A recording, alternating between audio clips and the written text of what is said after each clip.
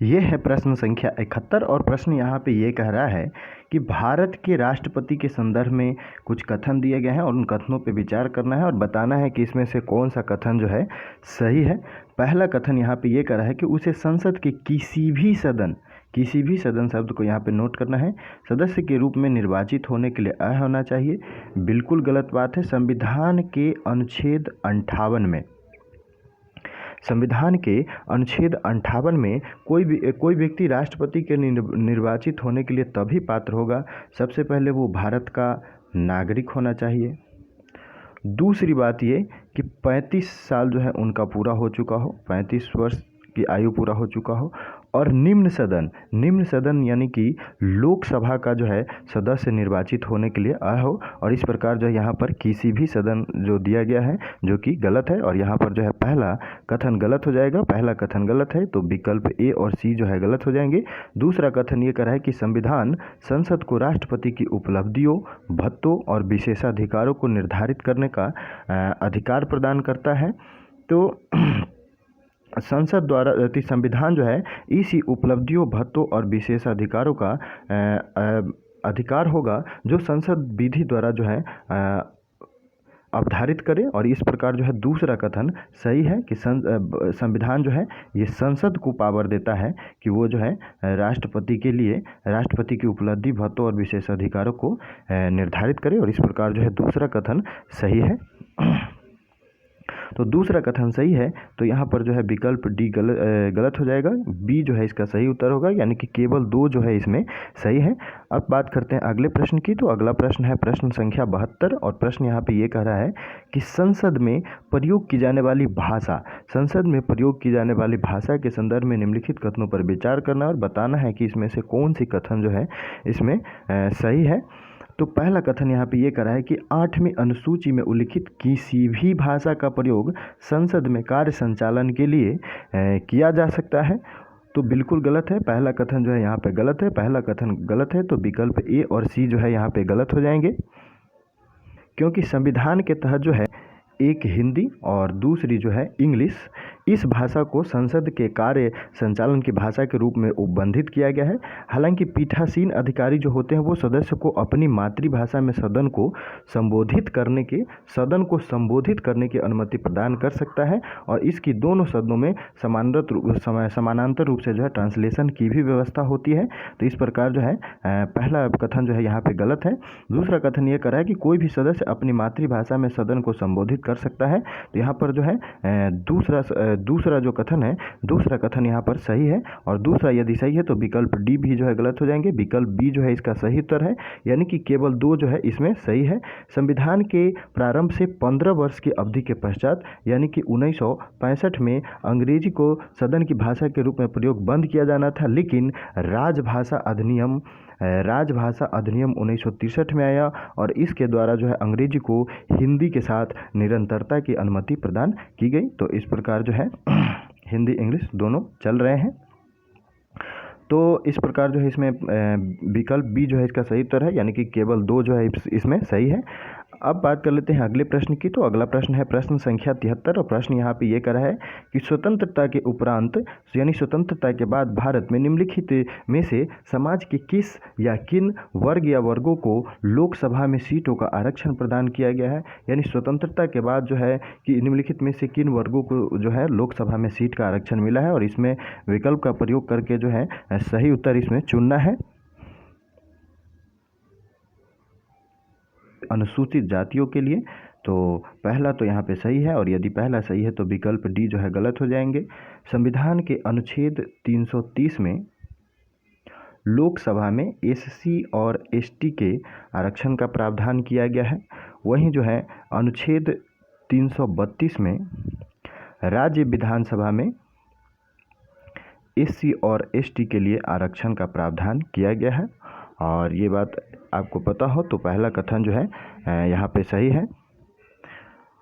दूसरे की बात करें तो दूसरा कह रहा है अन्य पिछड़ा वर्ग आयोग, तो इसका जो है कहीं भी प्रावधान नहीं किया गया है और नहीं किया गया है तो यहाँ पर दूसरा विकल्प जो है गलत है। दूसरा विकल्प गलत है तो विकल्प ए भी गलत हो जाएगा।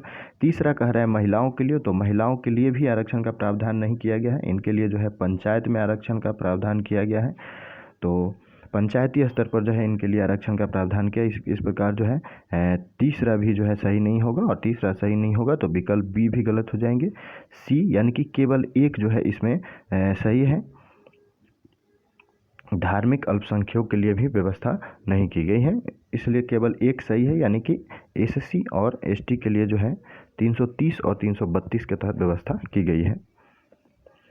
अब बात कर लेते हैं अगले प्रश्न की। तो अगला प्रश्न है प्रश्न संख्या 74, और यहाँ पे प्रश्न ये कह रहा है कि व्यापक परमाणु परीक्षण प्रतिबंध संधि यानी कि CTBT के संदर्भ में निम्नलिखित कथनों पर विचार करना है और बताना है कि इसमें से जो है कौन से कथन सही है। पहला कथन यहाँ पे ये कह रहा है कि CTBT किसी भी परमाणु हथियार के परीक्षण संबंधी विस्फोट या किसी अन्य परमाणु विस्फोट को प्रतिबंधित करती है, तो ये बात बिल्कुल सही है यहाँ पे। दूसरी बात ये कह रहा है कि यह संधि परमाणु परीक्षण के कारण होने वाली मानवीय क्षति और पर्यावरणीय क्षति को रोकने में भी सहायता करती है, तो ये भी बात सही है यहाँ पे। दूसरा विकल्प भी सही है और दूसरा भी सही है, तो यहाँ पे विकल्प ए गलत हो गए, विकल्प सी गलत हो जाएंगे और विकल्प बी भी गलत हो जाएंगे। तो भारत CTBT का हस्ताक्षरकर्ता नहीं है, तो यहाँ पर जो है तीसरा विकल्प भी सही है कि भारत जो है CTBT का हस्ताक्षरकर्ता नहीं है। तो अब हाल ही में जो है अमेरिकी प्रशासन द्वारा यह चर्चा की गई कि क्या 1992 के बाद अब पुनः अमेरिकी परमाणु परीक्षण का संचालन किया जाना चाहिए, जिसका पहले ही से माने असक्षम जो है CTBT इस पर दूरगामी प्रभाव होगा। अमेरिकी रिपोर्ट में यह भी दावा किया गया कि चीन और रूस दोनों ने भी कम प्रभाव उत्पन्न करने वाले परमाणु परीक्षण किए हैं, जो कि CTBT के अंतर्निहित शून्य प्रभाव यानी कि जीरो यील्ड की अवधारणा से परस्पर संबंधित है। इसमें जो है वर्तमान में जो है इनमें 44 देशों में से जो है 35 देश ने जो है इस पर हस्ताक्षर किए हैं और बाकी बात जो है इन्होंने जो है पुष्टि की है इसकी, तो यहाँ पर ये ध्यान रख सकते हैं। तो ये जो 44 देश हैं ये विशिष्ट देश हैं, हालांकि इनके पूरे हस्ताक्षरकर्ता देशों की संख्या जो है 182 है। तो आपको इसका जो है उत्तर मिल गया होगा कि 1, 2, 3 जो है इसमें तीनों सही हैं। अब अगले प्रश्न की बात कर लेते हैं। तो अगला प्रश्न है प्रश्न संख्या 75, और प्रश्न यहाँ पे यह कह रहा है कि राष्ट्रपति की विधायी शक्तियों के संदर्भ में निम्नलिखित कथनों पर विचार करना है और बताना है कि इसमें से जो है कौन सा कथन सही है। और पहला कथन यहाँ पे ये कह रहा है कि वह संसद के दोनों सदनों की बैठकें स्थगित कर सकता है, और दूसरा ये कह रहा है कि वह लोकसभा में आंग्ल भारतीय समुदाय के 2 सदस्यों को नाम निर्देशित करता है। स्थगन की बात हो रही है, स्थगित करने की बात, तो ये शक्ति जो है अध्यक्ष के पास होती है, और वो भी तब जब जो है सदन में गण पूर्ति नहीं होती है, और गण पूर्ति के लिए जो है कोई भी कार्य संचालन के लिए 1/10 सदस्यों की आवश्यकता होती है, और ये पूर्ति नहीं होती है तो अध्यक्ष द्वारा जो है सदन का स्थगन किया जाता है। हालांकि राष्ट्रपति की विधायी शक्ति के संदर्भ में पूछा जा रहा है, तो राष्ट्रपति जो है ये संसद के दोनों सदनों को जो है आहूत करते हैं और सत्रावसान करते हैं। यहाँ पे आपको ध्यान रखना है कि आहूत करते हैं और सत्रावसान करते हैं, और सत्रावसान के उपरांत जो है 6 माह के भीतर जो है फिर से आहूत किया जाना आवश्यक होता है। तो ये जो है राष्ट्रपति की विधायी शक्ति है। और उसके बाद दूसरा कथन ये कराए कि वह लोकसभा में आंग्ल भारतीय समुदाय के 2 सदस्यों को नाम निर्देशित कर सकता है। तो ये जो बात पहले थी 25 जनवरी 2020 तक जो है यह बात लागू थी।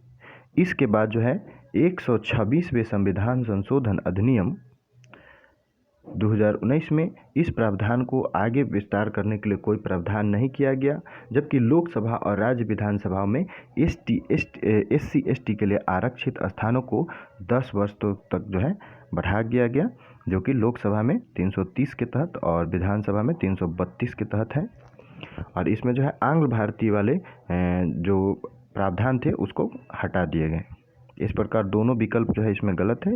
इसका आंसर जो है डी होगा। प्रश्न संख्या 76, और प्रश्न यहाँ पे ये कह रहा है कि लोक प्रतिनिधित्व अधिनियम 1951 द्वारा निम्नलिखित में से किससे संबंधित प्रावधान नहीं किया गया है, यहाँ पे ध्यान देना जरूरी है। और विकल्प ए ये कह रहा है कि संसद सदस्यों की योग्यता, तो संसद सदस्यों की योग्यता के बारे में जो है इसमें प्रावधान किए गए हैं। मतदाताओं की योग्यता, यही जो है नहीं किए गए हैं। इसे जो है मतदाताओं की योग्यता का जो प्रावधान है वो लोक प्रतिनिधित्व अधिनियम 1950 द्वारा जो है किया गया है, और इसलिए जो है विकल्प इसका सही उत्तर है। बाकी राजनीतिक दलों का प्रबंध पंजीकरण, निर्वाचन संबंधी अपराध जिसमें जो है भ्रष्ट आचरण भी शामिल है, उसके बाद निर्वाचन का संचालन, सामान्य निर्वाचन की अधिसूचना, निर्वाचन संचालन के लिए प्रशासनिक तंत्र, ये सभी जो है लोक प्रतिनिधित्व अधिनियम 1951 में शामिल है। हालांकि मतदाताओं की योग्यता की जो बात है ये लोक प्रतिनिधित्व अधिनियम 1950 के तहत जो है इसे दिया गया है, और इस प्रकार जो है विकल्प बी इसका सही उत्तर है। अब चलते हैं अगले प्रश्न की ओर। अगला प्रश्न है प्रश्न संख्या 77, और प्रश्न यहाँ पे ये कह रहा है कि अधीनस्थ न्यायालयों के संदर्भ में निम्नलिखित कथनों पर विचार करना है और बताना है कि इसमें से जो है कौन सा कथन सही है। कह रहा है यहाँ पे कि पहला कथन ये कह रहा है कि सत्र न्यायाधीश के पास मृत्यु दंड देने की शक्ति होती है, तो बिल्कुल होती है। सत्र न्यायाधीश के पास जो है आजीवन कारावास और मृत्यु दंड देने की शक्ति होती है, कोई भी दंड दे सकते हैं। हालांकि वो जो मृत्यु दंड देंगे तो उनको जो है हाई कोर्ट द्वारा जो है पुष्टि आवश्यक होती है, और इस प्रकार जो है पहला कथन सही है। पहला कथन सही है, तो विकल्प बी और डी जो है यहाँ पे गलत हो जाएंगे। अधीनस्थ न्यायालय जो होते हैं वो राज्य की न्यायपालिका में एक हाई कोर्ट और अधीनस्थ न्यायालय का जो है एक पदानुक्रम होता है, और इसे जो है निचली अदालत के रूप में हम लोग जानते हैं, और ये जो है हाई कोर्ट के गाइडलाइंस में अपने सारे कार्य करते हैं। जिला न्यायाधीश जो होते हैं वो जिले का सर्वोच्च प्राधिकारी होता है, और इनके पास जो है दीवानी और आपराधिक मामलों के लिए जो है इनके पास जो है मूल अपीलीय क्षेत्राधिकार इनको प्राप्त है। वह जब वो सिविल मामलों की सुनवाई करते हैं, जब सिविल मामलों की सुनवाई करेंगे तो उस समय जो है ये जिला न्यायाधीश के नाम से जाने जाते हैं, और जब ये सिविल न्यायालयों की सिविल मामलों की सुनवाई करते हैं तो इन्हें जिला न्यायाधीश के रूप में जाना जाता है। जबकि ये फौजदारी मामलों की सुनवाई करेंगे तो उस समय इन्हें जो है सत्र न्यायाधीश के रूप में जाना जाता है। और जिला न्यायाधीश जो है न्यायिक और प्रशासनिक दोनों शक्तियों का प्रयोग करता है। इसके पास जिले के समस्त अधीनस्थ न्यायालयों में पर्यवेक्षण की जो है शक्तियाँ होती हैं। तो इस प्रकार जो है पहला कथन जो है यहाँ पे सही है। दूसरे कथन की बात करें तो मुख्य न्यायिक मजिस्ट्रेट उन आपराधिक मामलों की सुनवाई कर सकता है जिनमें 7 वर्ष तक के कारावास का दंड दिया जा सकता है। तो यहाँ पर जो है दूसरा कथन भी जो है सही है कि मुख्य न्यायिक मजिस्ट्रेट द्वारा उन फौजदारी मामलों की सुनवाई की जाती है जिसके लिए 7 वर्ष तक के कारावास का दंड दिया जा सकता है। इस प्रकार जो है दूसरा कथन भी सही है। विकल्प सी जो है इसका सही उत्तर होगा, यानी 1, 2 दोनों कथन जो है इसमें सही है। अब बात करें अगले प्रश्न की, तो अगला प्रश्न है प्रश्न संख्या 78, और प्रश्न संख्या 78 यहाँ पे ये कह रहा है कि जब सदन का निर्वाचित सदस्य शपथ ग्रहण नहीं करता तो क्या होता है।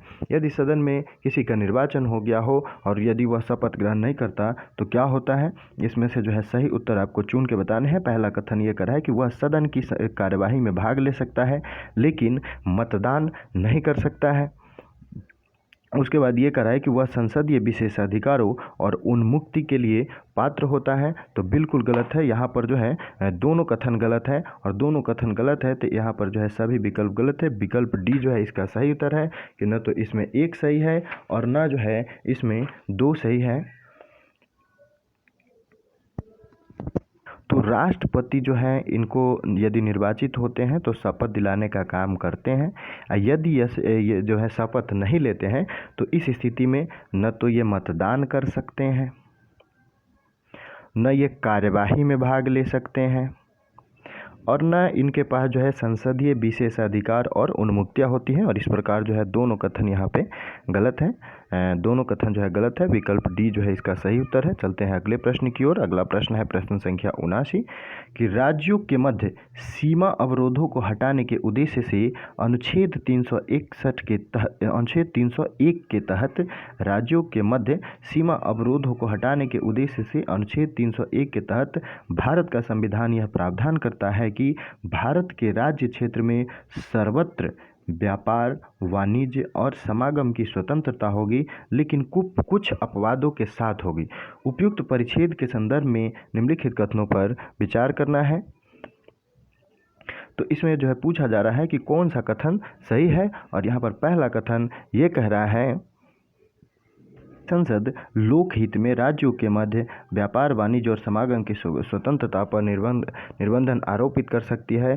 तो बिल्कुल सही बात है कि संसद जो है आर्टिकल जो है 302 के तहत व्यापार, वाणिज्य या समागम की स्वतंत्रता पर निर्बंधन आरोपित कर सकती है, और संसद विधि से व्यापार, वाणिज्य या समागम की स्वतंत्रता पर एक राज्य और दूसरे राज्य के मध्य या भारत के किसी भी भाग के भीतर इस तरह के निर्बंधन आरोपित कर सकती है, जो कि लोकहित में है, और इस प्रकार पहला कथन जो है सही है। दूसरा कथन ये कह रहा है कि संसद भारत के किसी भी भाग में माल की कमी के मामले में एक राज्य को दूसरे राज्य पर वरीयता दे सकती है।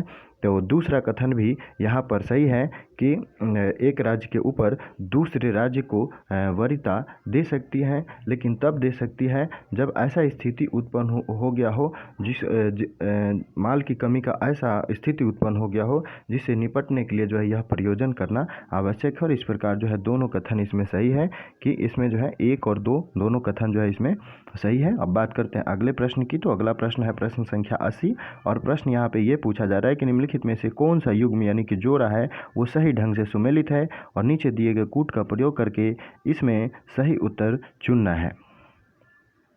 पहले दी गई हैं और उद्देश्य दिए गए हैं, कौन से पहल किस उद्देश्य से संबंध रखते हैं, यही बात जो है यहाँ पे देखना है। तो सागर मिशन की बात की जा रही है, और यहाँ पर चूंकि सागर मिशन की बात की जा रही है तो कहीं ना कहीं ये महासागर से संबंधित है।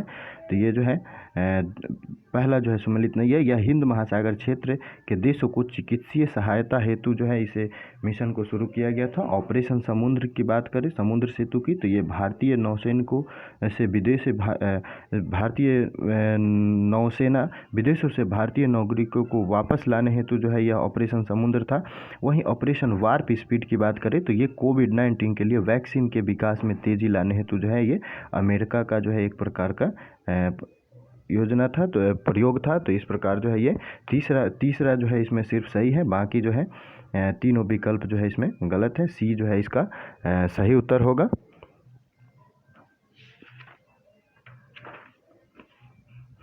अब बात कर लेते हैं अगले प्रश्न की। तो अगला प्रश्न है प्रश्न संख्या 81। यहाँ पर प्रश्न संख्या 81 ये कह रहा है कि भारत में पंचायती राज व्यवस्था के संदर्भ में निम्नलिखित में से कौन सा सही है, और इसमें कूट का प्रयोग करके सही उत्तर चुनना है। इसमें पहला ये कथन कह रहा है कि 73वें संविधान संशोधन 1992 के माध्यम से पंचायती राज संस्थाओं को संवैधानिक दर्जा प्रदान किया गया। तो बिल्कुल यहाँ पर सही बात है, और पहला कथन जो है यहाँ पर सही है। तो विकल्प डी और विकल्प बी जो है यहाँ पे गलत हो जाएंगे। दूसरा कथन ये कर रहा है कि संविधान के तहत 20 लाख से कम जनसंख्या वाले राज्यों में पंचायती राज की द्विस्तरीय प्रणाली के विकल्प का उपबंध किया गया है। तो यहाँ पर जो है दूसरा कथन भी जो है सही है कि ऐसे राज्य जिनकी जनसंख्या 20 लाख से अधिक नहीं है, मध्यवर्ती स्तर पर पंचायतों का गठन न करने के लिए जो है वह स्वतंत्र है, और इस प्रकार जो है वह द्विस्तरीय व्यवस्था हो सकती है। तो दूसरा कथन भी जो है यहाँ पर सही है, और दूसरा कथन यहाँ पे सही है। तो विकल्प ए जो है गलत हो जाएंगे। सी जो है इसका सही उत्तर होगा, क्यों 1 और 2 जो है दोनों सही है।